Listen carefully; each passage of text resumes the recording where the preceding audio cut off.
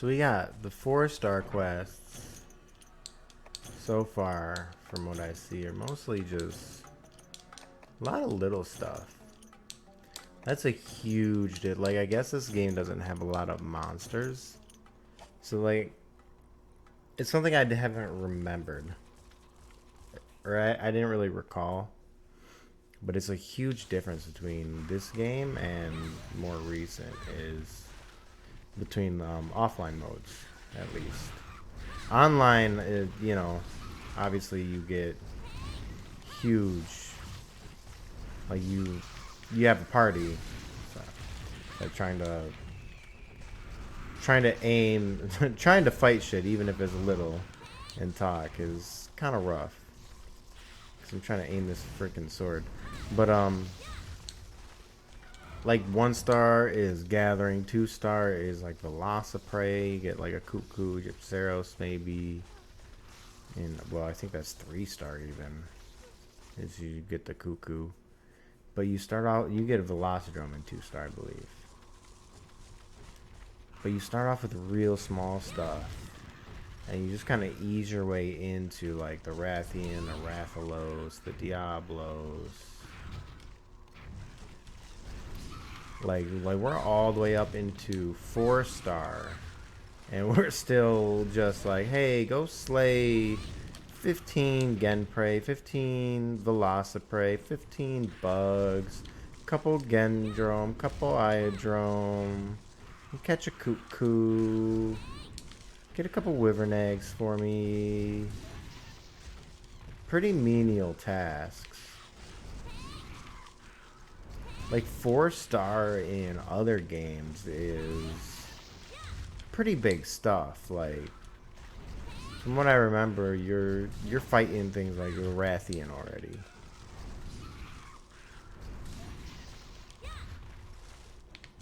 So like, I mean, this isn't a complaint. It's just you really have to work for the juicy content offline.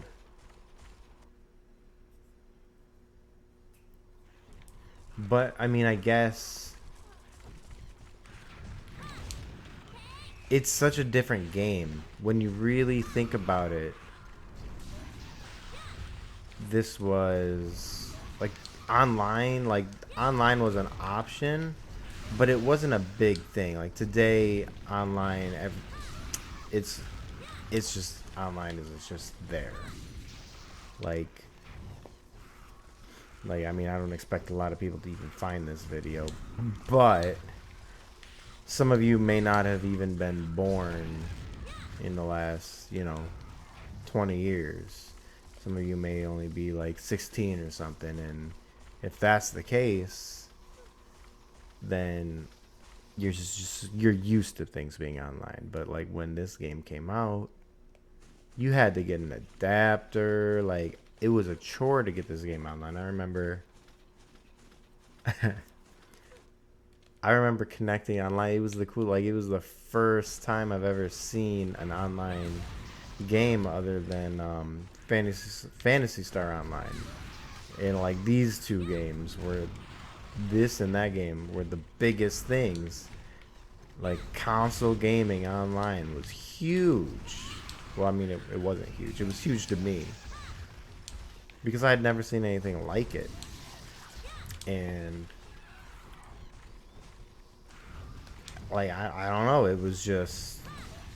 it was something completely different.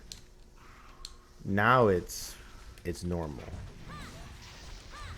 It's completely normal, but back then it wasn't. So creating a game to last up until 5-star quests isn't all that strange, you know? All the content is in 5 stars. Now all the content is earlier than 5 stars because they expect you to play online. They didn't expect a lot of people to play this online, I'm sure. That's probably one of the reasons the service went down so quickly. I think these Genprey are in the caves. Oh, wait. I think that's my last one. But it's really interesting. And it's something you have to remember when like playing this game or other games this old that have online capability is just because they have online doesn't mean they're the same as games of today's standard. Online was not the norm at all. It was still big days of like couch co-op, single player. Now game developers are all about, you know, online only, creating a service, things like that. It's such a bad time for games in my eyes. Like this Monster Hunter is so much, to me this is the best Monster Hunter. The world, the world is so much better. The world is so much better than Monster Hunter World, which is just fucking ironic. It's just fucking ironic. Like the game has a world in its name, and they did such a bad job at creating a world that feels real. This world feels like it's living. Whether you do single player, multiplayer, honestly, multiplayer is where it's at. But this, like, all of it, it's so amazing. But, like, it's got world in the name. And they did such a poor job at creating a world that feels real. They made a mechanically sound game. Like that was their goal, I'm sure.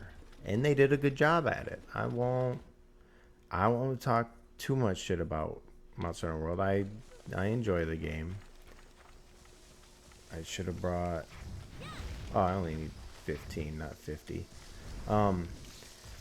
But it's a mechanically sound game. But it's not, ooh, he died. But it's not a mechanically sound world. This is not like the most mechanically sound game. It's got glitches, it's got bugs. I'm slaying 15 of them right now. Didn't you know? But I digress. It's got a lot of bugs.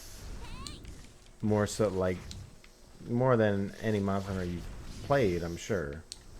It's the very first one. But it's got a mechanically sound world. Quests, you can't, you know, go to the quest board and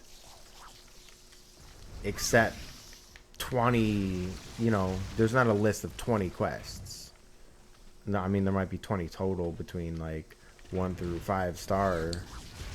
But you can't go to like 5 star and there's not like 25 quests. That doesn't make sense. You know, you're going to the guild hall who's, you know, in a world, you little hornet.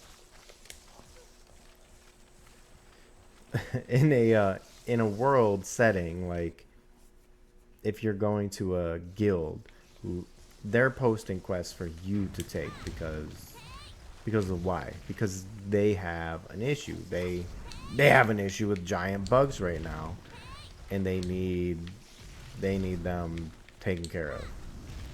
So I'm out here killing giant bugs for them. I'm not killing giant bugs because I need materials or money or whatever.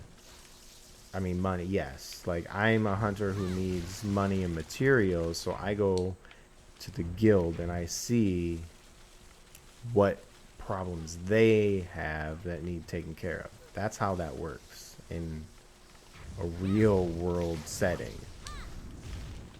It's not, hey, guild, I need to do Kizu. Give me a license to kill a Kizu or something stupid like that. And they're like, yeah, okay.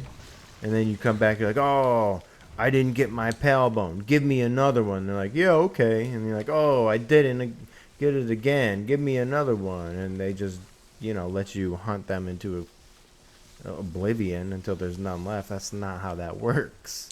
So you only have like 5 quests per thing, give or take. I mean, you only have so many, and they cycle. You get